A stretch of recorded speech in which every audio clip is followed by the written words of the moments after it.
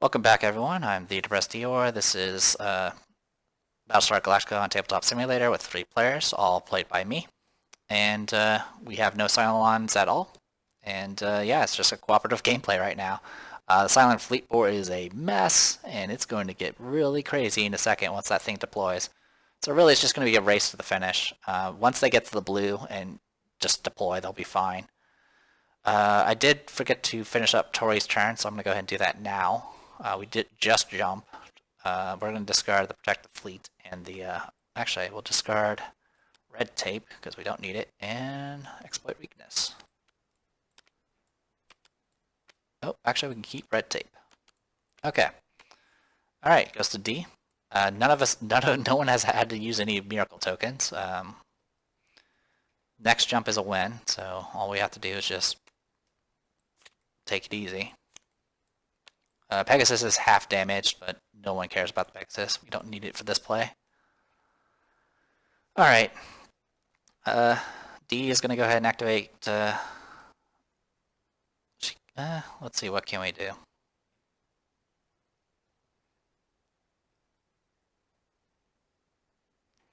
Yeah, D is just going to hang out, I think.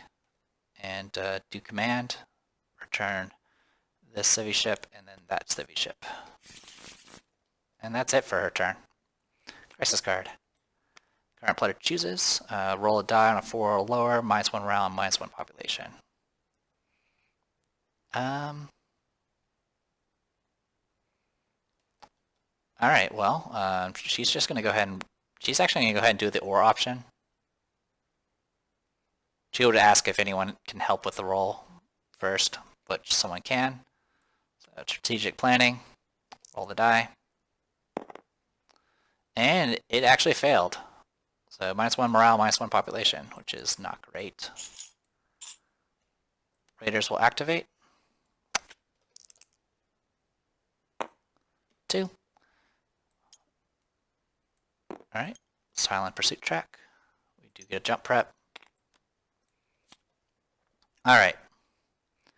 Goes to Tom Zarek. 2 politics. So, honestly, we could have just done the skill check, but not really a huge issue. And then 1 tactics. Okay. Got that going. But yeah, we've been doing this with no pilots, but, I mean, honestly, with command. Command's almost better than a pilot in some cases. Or you could just, do the work with the gunners.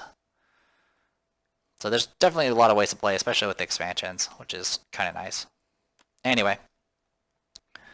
What do we want Tom Zarek to do? What does he do?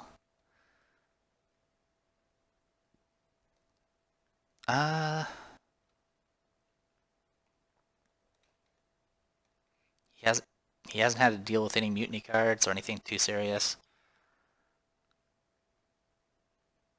We don't need to really worry about... I mean, one thing we could do is launch scouts. Alright, he'll XO D. D's going to activate command. Escort this final civvy ship off. Because we're going to end up having them anyway. Then she's going to deploy a Viper. She'll do a Mark 7. Alright, so that's the command. That was the first action. Second action, she's actually going to go ahead and do launch scout. Risk a raptor and roll a die. 3 or higher, look at the top card of the crisis or destination. She's going to look at the top card of the crisis. Alright, all she's checking for is jump prep. She is okay with jump prep.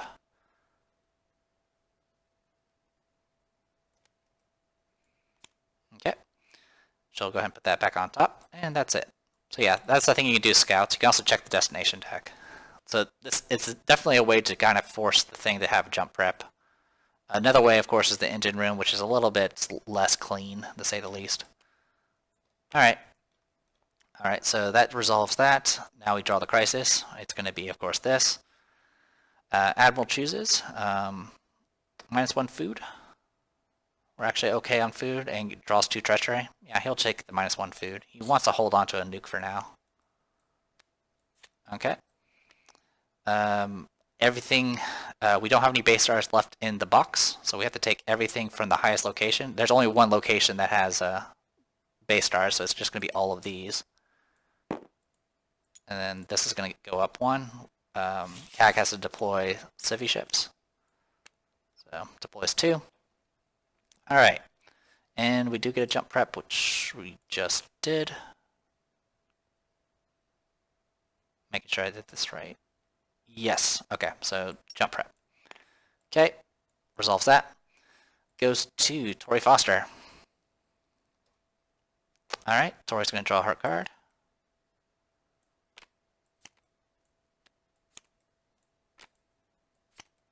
Alright, one of these. Alright. Tori's going to go ahead and exile Tom Zarek. Tom Zarek's got 2 actions. He's going to go ahead and use one to nuke. Unfortunately, I don't think we have anything to boost the card, or the die result, so it's just going to be a straight up roll. 5. 5 is destroy base star. So one of the base stars gets destroyed. You'll also play Major Victory after destroying a base star. Roll a die. If a 5 or higher, gain a morale. That is not 5 or higher, so it's a fail. Alright, no more nukes left. We did get rid of a base star, though. I just have another action.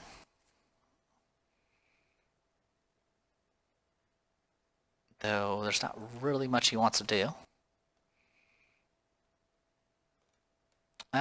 He's just going to go ahead and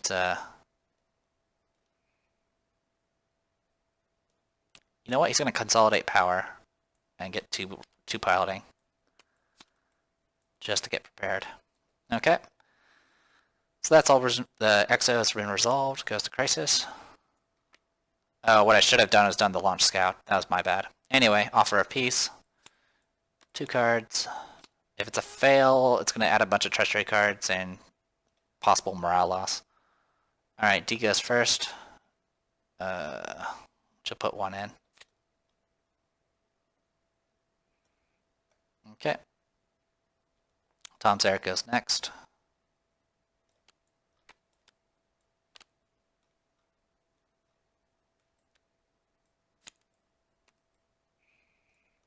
Okay, and then Tori Foster. Oh, I should have...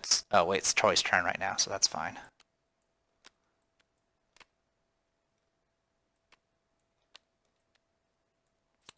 She'll put these 2 in. Okay, let's see what we got. +3. +7. A bait. +3. +7. +10. +14.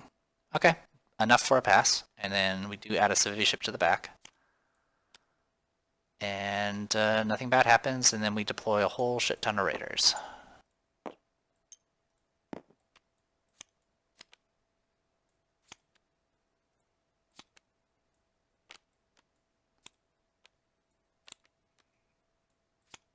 There we go. All that's been resolved. Cards to discard. Discard the red tapes.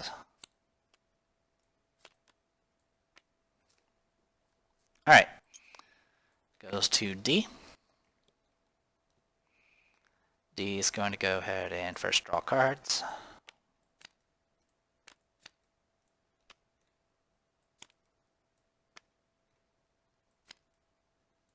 Alright. And then she is going to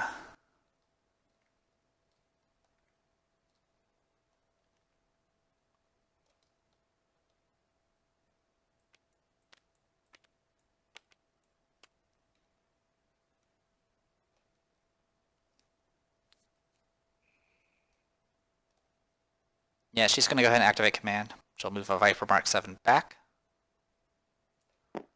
and deploy a Mark 2. And then Crisis. CAG chooses. Place a base star, 3 raiders in front of the Galactica and 2 civilians behind it, or -1 fuel. We'll do the -1 fuel. Okay, base star fires. That is a hit. We'll go ahead and take it to the Pegasus. Alright, goes to Tom Zarek. We do need to discard.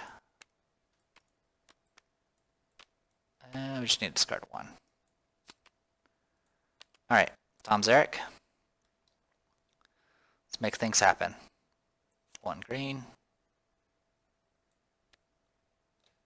Two green. Some yellows. And a purple. Okay.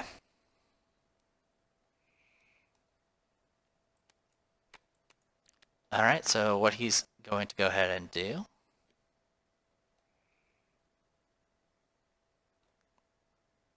is executive order. Well, he's going to go ahead and move down to FTL control, actually, just in case. Then he's going to go ahead and XO.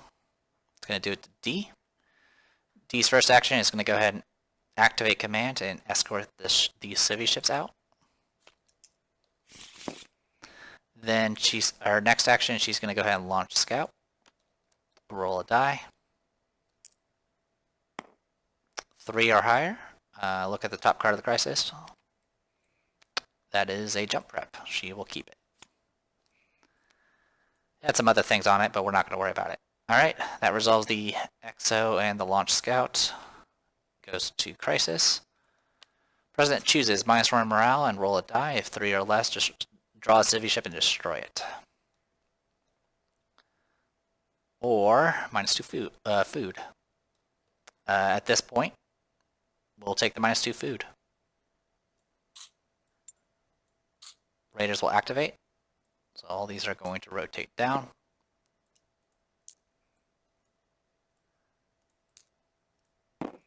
Okay, we do get a jump prep. Goes to Tori. Tori gets to draw a bunch of cards. I'll go ahead and do it for posterity. We do need a discard over here.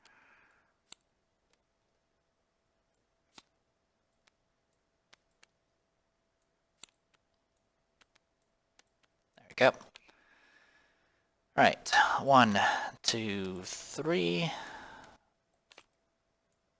and purple.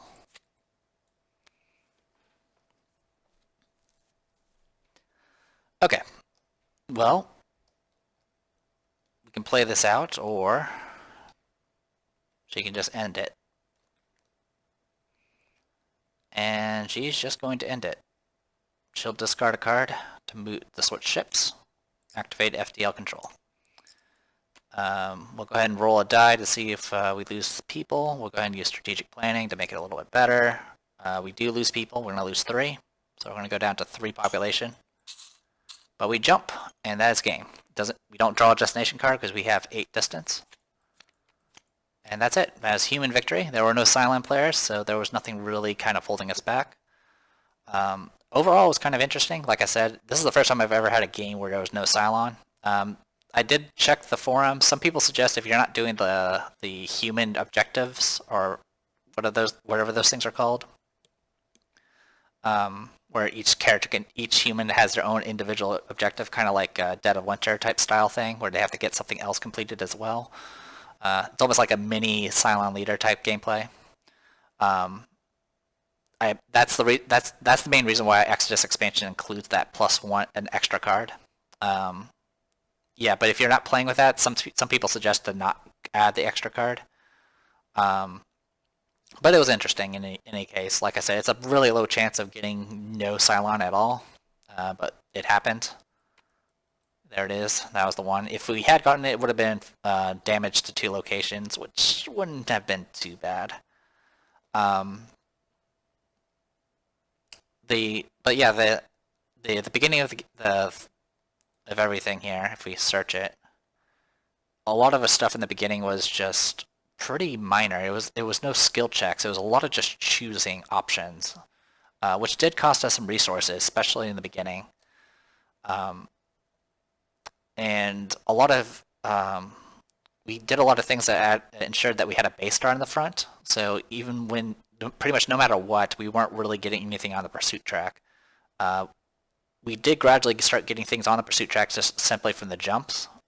We were pretty close to having some issues a few times. We did lose. We did get about 3 Vipers shot down, which isn't too bad. And once we started getting out the Assault Raptors, and even though we got the Assault Raptors out, it didn't seem to.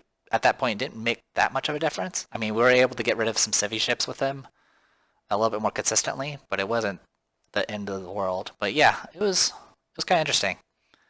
So yeah, this was with no pilots, so no one had any actual piloting skill. I mean, we were able to get piloting cards through other effects, but all we really had to do was just take advantage of the command, which essentially lets you attack. It can potentially allow you to attack a bunch of times. So XO plus command is like 4 activations, which is pretty hefty. That's better than a standard pilot. The thing that makes pilots stand out is the fact they can use things like maximum firepower, which can be pretty hefty in itself. Which, if you have 2 of those and you get XO, that's 8 attacks.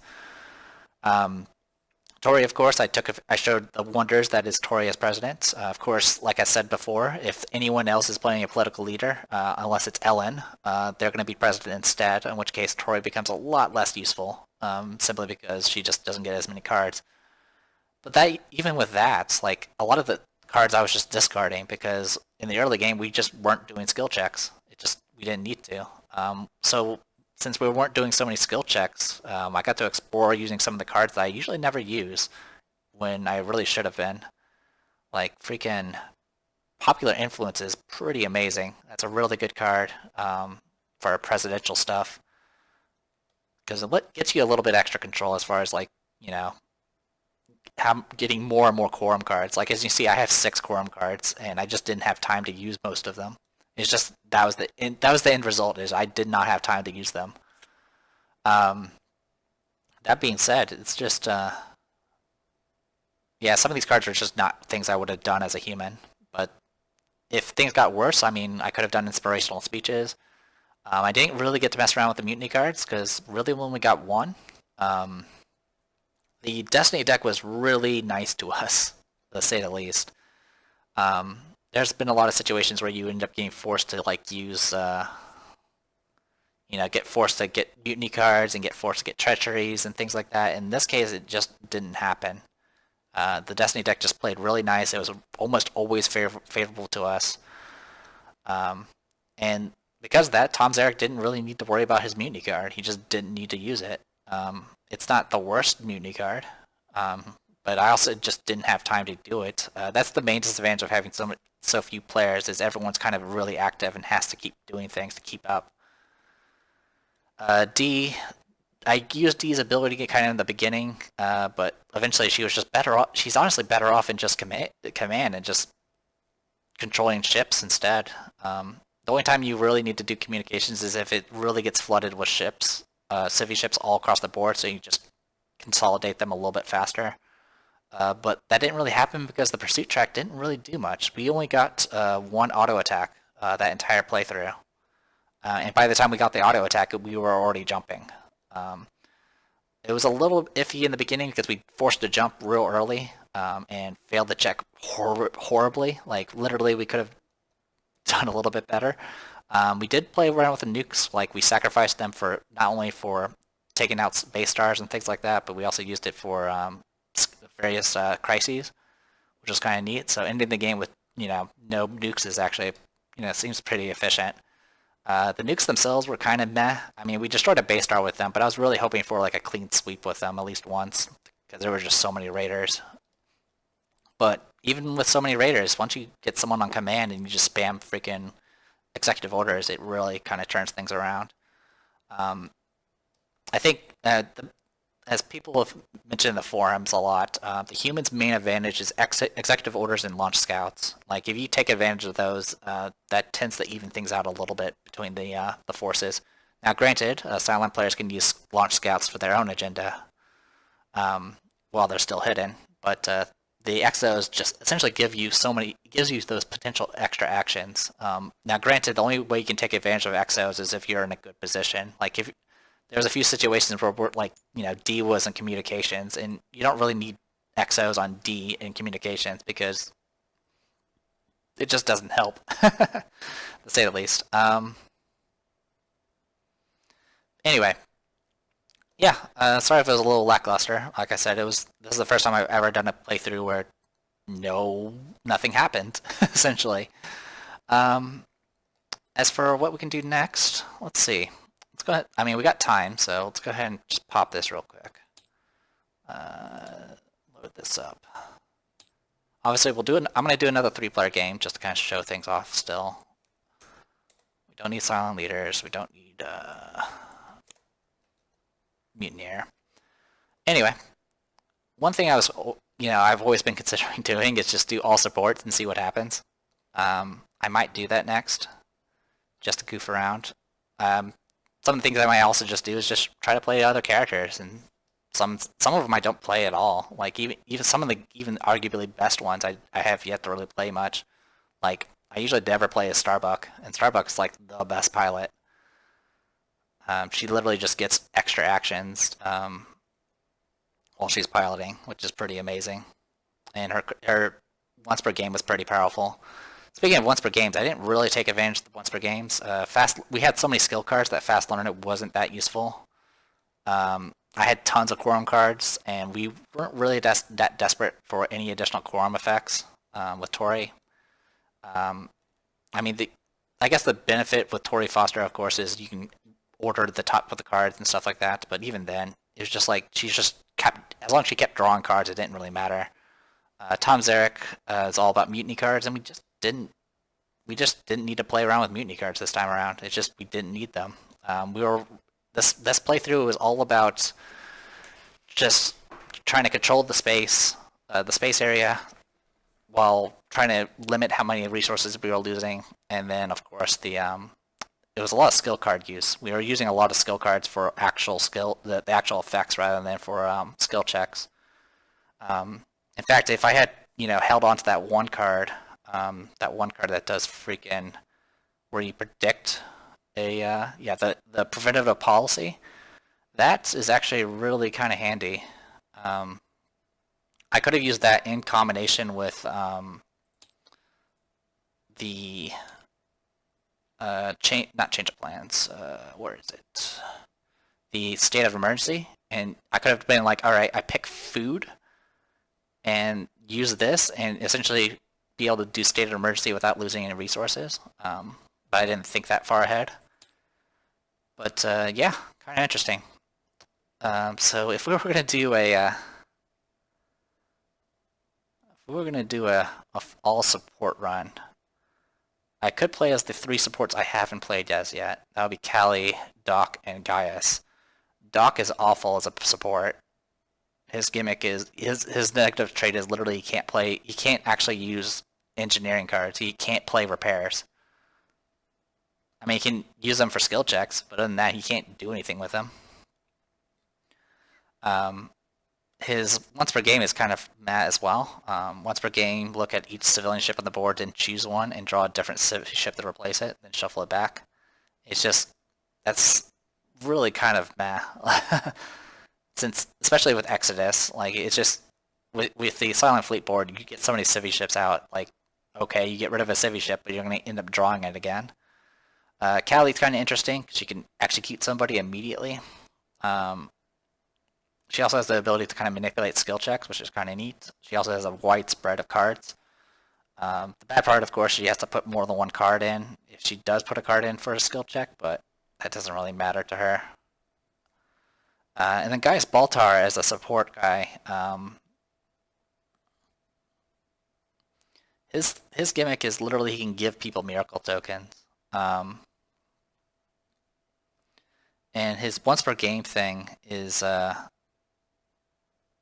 so what you can do is you can literally go to a location and you can give someone his miracle token, or he can take someone else's. And if he has up to he's the only character that can have more than one. And if he has 3, he can actually do his once per game, essentially. So he can actually kind of pass around miracle tokens. The problem is if I do this setup here where I take all 3 of these guys, there's not really much use for any of their miracle tokens. So I guess it would be an opportunity to do broadcast. His gimmick, though, of course, is it's actually a negative trait for Cylons, where if he can't actually do the special effect of a Cylon card unless he's in the brig. So he actually wants to get himself thrown in jail, which is kind of interesting.